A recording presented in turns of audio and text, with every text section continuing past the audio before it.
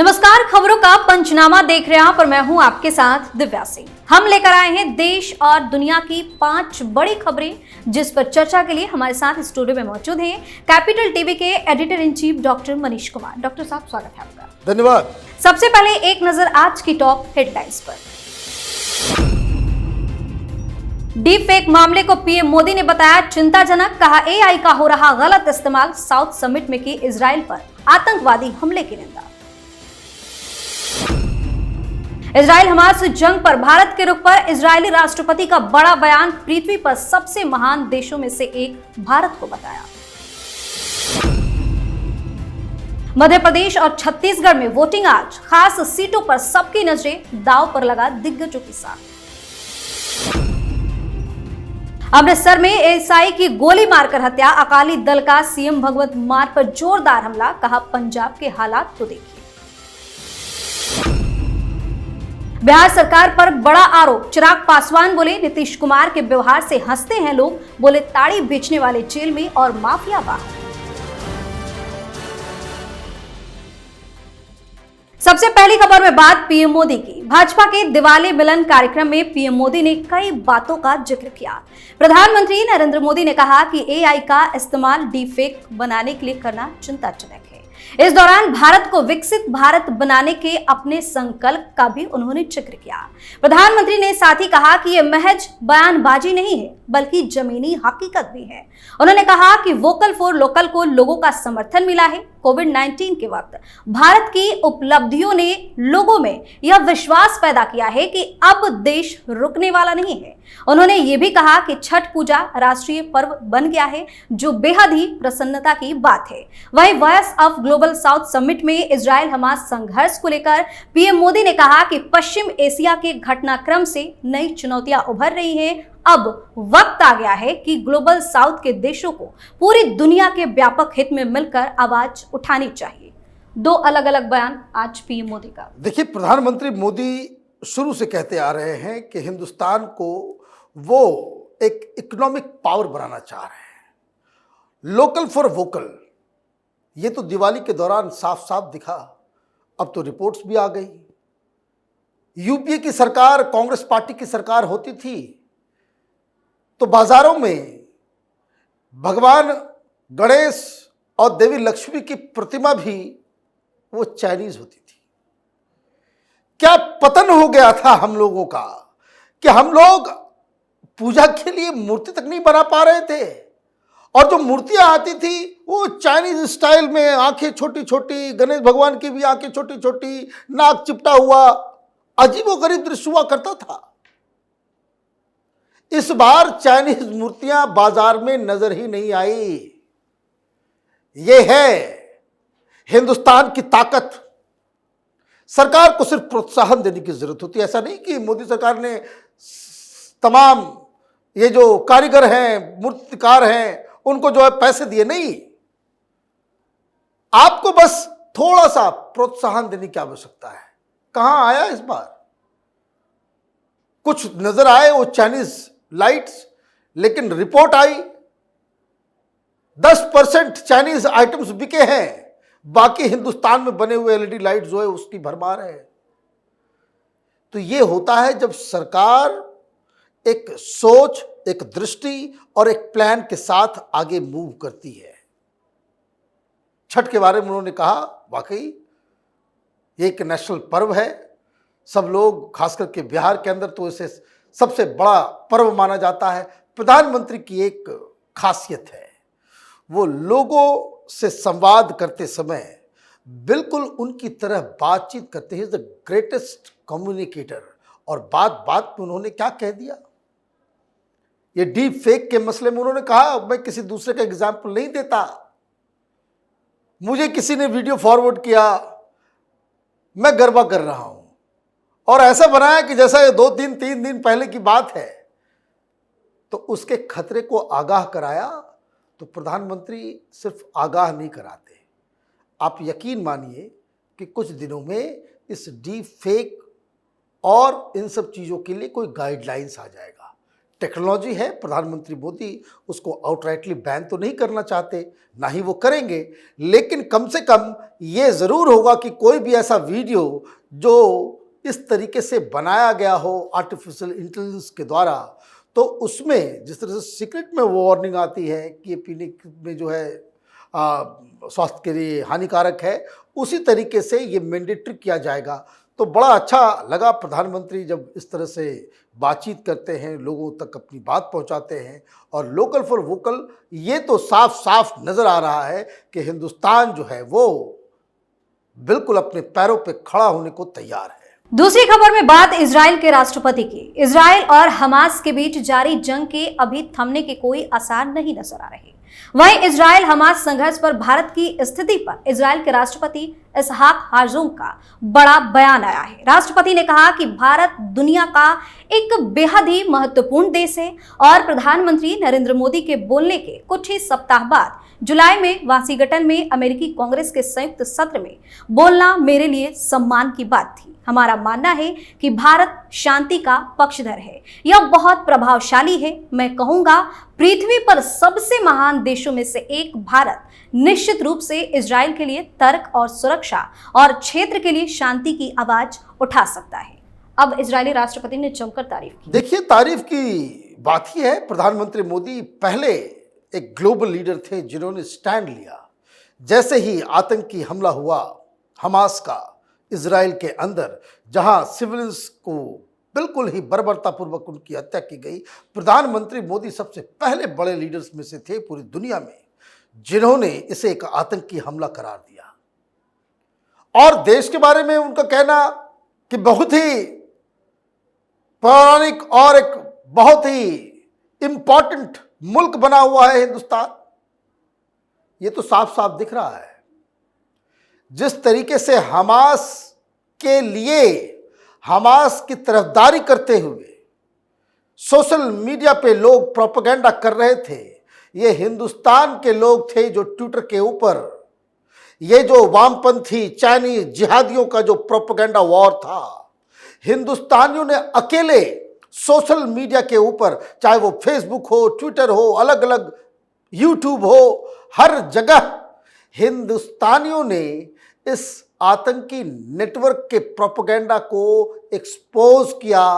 Global opinion बनाने में हिंदुस्तानियों का एक बहुत बड़ा रोल रहा है इस वॉर को लेकर के, हमास और इजराइल को लेकर के। और हिंदुस्तान, ये जो सड़े हुए कुछ आम हैं जो टोकरी में भरे हुए हैं, हिंदुस्तान में जो वामपंथी गैंग है, दलाल पत्रकारों के अलावा मोटा मोटी पूरा हिंदुस्तान इजराइल के साथ खड़ा है और इससे इजराइल की ताकत बढ़ी है। अभी मैं सुन रहा था, जो फिलिस्तीन के एम्बेसडर हैं दिल्ली में, वो एक गोष्ठी में थे, वहाँ वही लेफ्ट लिबरल कमाल को उन्होंने कहा कि भाई अब हिंदुस्तान की सरकार से कोई अपेक्षा हमारी रही नहीं है, ये तो सीधे सीधे इजराइल के साथ खड़े हैं। हालांकि प्रधानमंत्री मोदी ने बार बार इस बात को कहा है, जो बात कि ग्लोबल साउथ को अब खड़ा होना चाहिए।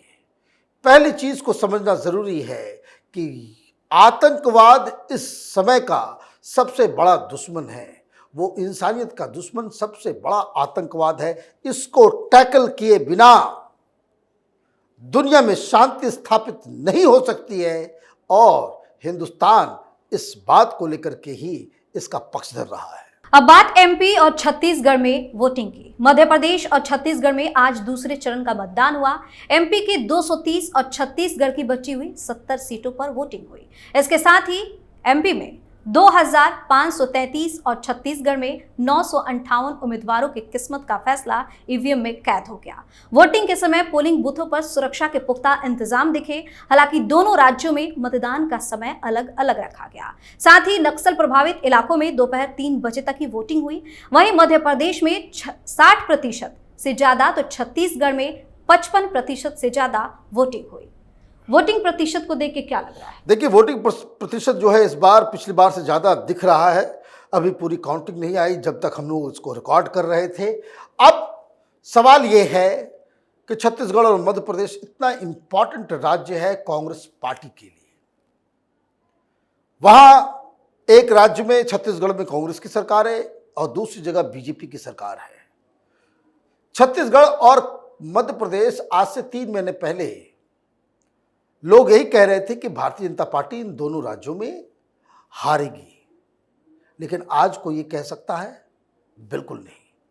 पासा पलटा हुआ दिख रहा है और जिस हिसाब से सर्टेन पॉकेट्स में 70% से ज़्यादा वोटिंग हुई है, उससे तो ये लग रहा है कि भारतीय जनता पार्टी ने बहुत ज़मीन को कवर किया है।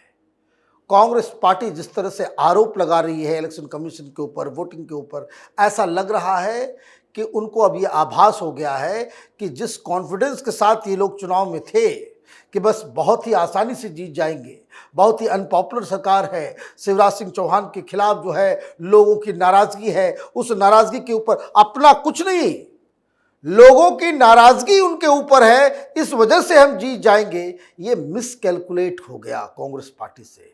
अब जब 3 तारीख को रिजल्ट आएंगे तो ये मालूम चलेगा कि ये लोग जो घर से बाहर निकले वो कांग्रेस पार्टी को जिताने निकले या कांग्रेस पार्टी को हराने निकले। इस खबर में बात पंजाब की। अमृतसर में पंजाब पुलिस के एएसआई की गोली मारकर हत्या कर दी गई। एएसआई की हत्या को लेकर शिरोमणि अकाली दल ने मुख्यमंत्री भगवंत मान पर हमला बोला है और कहा है कि पंजाब के हालात देखिए। जंडियाला गुरु पुलिस स्टेशन में तैनात एएसआई स्वरूप सिंह की खानकोट सुआ में अज्ञात हमलावरों ने गोली मारकर हत्या कर दी। इससे पहले पंजाब के मुख्यमंत्री भगवंत मान जालंधर और लुधियाना में एक कार्यक्रम आयोजित कर अपनी शान दिखाने पर जोर दे रहे थे, जबकि पंजाब में हत्या, रंगदारी, डकैती और दिन प्रतिदिन लूटपाट की घटनाएं हो रही हैं। क्या लग रहा है पंजाब में किस तरीके का शासन? देखिए, कोई ये पहली बार नहीं है जब खालिस्तानी आतंकी अपने लोगों को थाने के अंदर कब्जा करके, लूट के, हथियार लूट के वो लेकर के जा करके छुड़ा के जा सकते हैं। ये तो पुलिस वाले की हत्या हुई है, क्या फर्क रह गया? बिहार में भी यही काम हुआ है 2 दिन पहले, आज पंजाब में हो रहा है। लॉ एंड ऑर्डर सिचुएशन तो वो खत्म हो गया है। आपने कहां सुना कि कोई इनकाउंटर हो रहा है, किसी खालिस्तानी को पकड़ा है पंजाब की पुलिस ने? सारी चीजें वहां हो रही हैं। आतंकवाद की घटना बढ़ी है, खालिस्तानियों का वर्चस्व, वो तो एनआईए ने, केंद्र सरकार ने बाकायदा प्रोएक्टिव होकर के इस पूरे नेटवर्क को तहस नहस किया। हर दिन आए दिन खबर आ रही है कि पाकिस्तान से ड्रग्स आ रहा है, ड्रोन मारे गिराए जा रहे हैं। कहीं किसी को कोई नजर ही नहीं पड़ रही, ये सब काम बीएसएफ और बॉर्डर वाले करेंगे। अगर पाकिस्तान से ड्रग्स आ रहा है, आर्म्स आ रहे हैं, तो इसका मतलब है कि पंजाब के अंदर उनका एक नेटवर्क, ये आईएसआई से मिले हुए लोग, ड्रग लॉर्ड से मिले हुए लोग, माफिया से मिले हुए लोग पंजाब के अंदर हैं। लेकिन कार्रवाई कहां है? कार्रवाई इसलिए नहीं हो रही है क्योंकि ये वोट बैंक की राजनीति में आम आदमी पार्टी ने बाकी सारे लोगों को पीछे छोड़ दिया है। ये खालिस्तानियों के साथ खड़े हो जाएंगे, बस इनको यह आभास होना चाहिए कि इस आतंकी के साथ खड़े होने से चुनाव जीत जाए। तो चुनाव जीतने के लिए ये खालिस्तानी, आतंकी, जिहादी किसी के साथ भी खड़े हो सकते हैं। और इसीलिए जब अपराधियों को ये लगता है कि उनको पॉलिटिकल संरक्षण मिला हुआ है, तो फिर आम आदमी को गोली मारने में या पुलिस वाले को गोली मारने में उन्हें कोई हिचक नहीं, सब बराबर होते हैं। पंजाब के बाद अब बात बिहार की। बिहार में सीएम नीतीश कुमार पर बड़ा आरोप लगता रहा है कि सीएम अपराधियों को संरक्षण देने का काम करते हैं। सांसद चिराग पासवान ने बिहार के बालू माफिया और अस्पताल में हो रहे गोरख धंधे को लेकर सीएम नीतीश कुमार पर अब जोरदार हमला बोला। चिराग पासवान ने कहा है कि मुख्यमंत्री नीतीश कुमार के व्यवहार से लोग हंसते हैं। आज ताड़ी बेचने वाले जेल में हैं और माफिया बाहर है। प्रदेश के लिए दुर्भाग्य की बात है, आए दिन किसी न किसी को दुख देखना पड़ रहा है। इसका कारण है सिर्फ और सिर्फ बिहार सरकार। बिहार में लगातार आपराधिक घटनाएं घट रही हैं। हमारे सीएम को कुछ फर्क नहीं पड़ रहा कि कौन जी रहा है, कौन मर रहा है। चिराग पासवान का फिर से बड़ा आरोप। देखिए, आरोप नहीं, ये तो बिल्कुल सही बात है। लोग हंस ही रहे हैं। नीतीश कुमार के सामने कंप्लेन जाता है, वो कहते हैं कि भाई ये तो गृह मंत्रालय का काम है, गृह मंत्री को फोन करो। और सारे अधिकारी वहां पे डरे सहमे खड़े, भाई किसको फोन लगाए? उसका बकायदा वीडियो है वो कह रहे भाई उनको लगाइए, गृह मंत्री को फोन लगाइए। अब नीतीश कुमार का क्या किया जाए? वो स्वयं गृह मंत्री हैं और अधिकारियों को कह रहे हैं कि गृह मंत्री को फोन करो। तो जब आपका मुख्यमंत्री, आपका गृह मंत्री इस तरह के मानसिक हालात में रहेगा कि उसको खुद ही याद नहीं है कि वो गृह मंत्री है, तो फिर वो काम कैसे करेगा? फिर कहां से लॉ एंड ऑर्डर, कहां से अपराधियों और अपराध के ऊपर कंट्रोल करने की बात होगी? जो वो मुख्यमंत्री है, जो गृह मंत्री है, उसको ये इस बात का इल्म भी नहीं है कि वो गृह मंत्री है, तो वहां काम क्या होगा? तो चिराग पासवान तो बिल्कुल सही बात कह रहे हैं। बिहार में वापस जंगल राज लौट गया है, अपराधी बेलगाम हो गए, न कानून का खौफ है, न अदालत का डर है, कोई चीज नहीं, जिसको जो मन आ रहा है बिहार में हो रहा है। और ये जो कहते हैं बिहार में कि किया धरा सब कुछ जो है बहा दिया, नीतीश कुमार राजनीति के आखिरी पड़ाव में है। 2024 के बाद उनको कोई पूछने वाला नहीं है, ओब्लिवियन में चले जाएंगे हिंदुस्तान की राजनीति में। और इसलिए चिराग पासवान जो आरोप लगा रहे हैं कि पूरी दुनिया हंस रही है नीतीश कुमार के ऊपर, ये आरोप सिर्फ आरोप नहीं है बल्कि कुछ हकीकत भी है। बहुत बहुत धन्यवाद सर तमाम जानकारी के लिए। धन्यवाद।